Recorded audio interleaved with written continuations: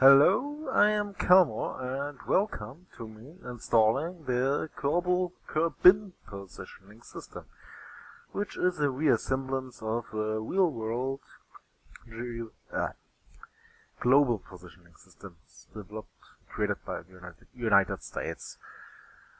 Although the real-world global positioning system is a military system, and of course it is set up to give advantages to the United States military.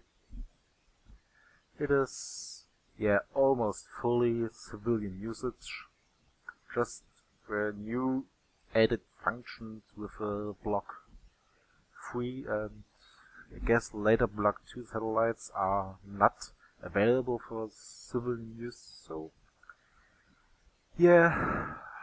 still I decided to do that.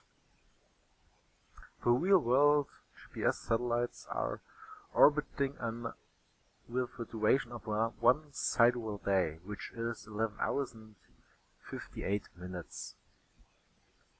So it is not exactly synchronous orbit, but rather the point is, if you have an object doing a synchronous orbit, it would not fly over the same row of land every orbit. It would have some error in it because the Earth actually would orbits the Sun, and this makes some errors. So they did the orbits a little closer to offset for this error, because a day on Earth is actually the point where the Sun is at the same position as the day before, but astronomical, the Sun already moved some degrees, and this creates this error and the slight difference. And it consists of at least 24 satellites. Yeah, the number is sometimes rising because they send new satellites up, and sometimes falling because old satellites are broken because they stopped to work. And to reassemble that, I decided to use a total of 30 satellites.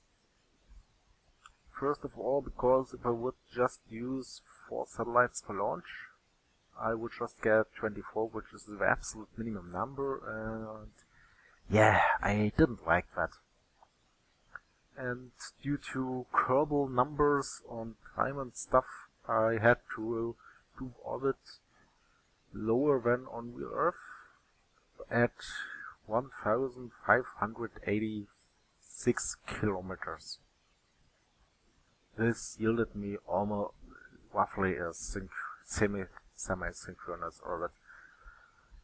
I did not manage to care too much about those slight difference in period time for the sidereal day, because even though the engine on those satellites that somewhat resemble the Block 2A satellites,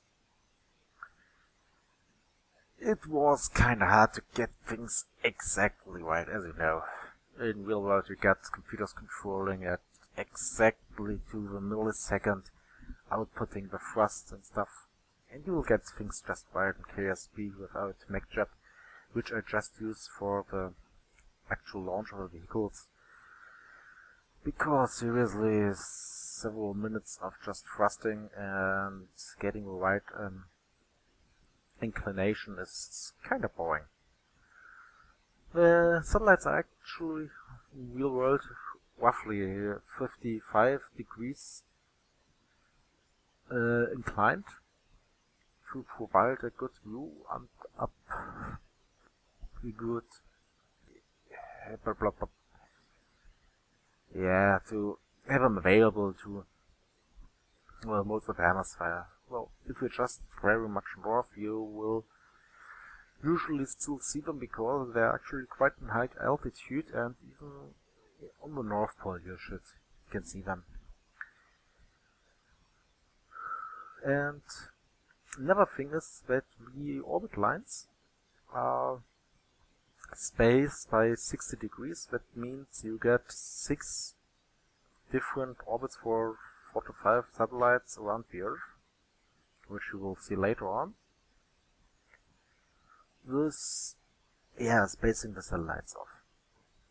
While in real world, the actual differences on the orbit of the satellites differ to some degree. I just made it so that the 5 satellites I place up per orbit we are pretty much share the distance between each other, so there's a slight difference, but things turn out this way and sometimes things don't, but this way it was easier. But I won't just bore you with sending up 28 other satellites that way, so I'll rather just do a time lapse. Hope you have fun.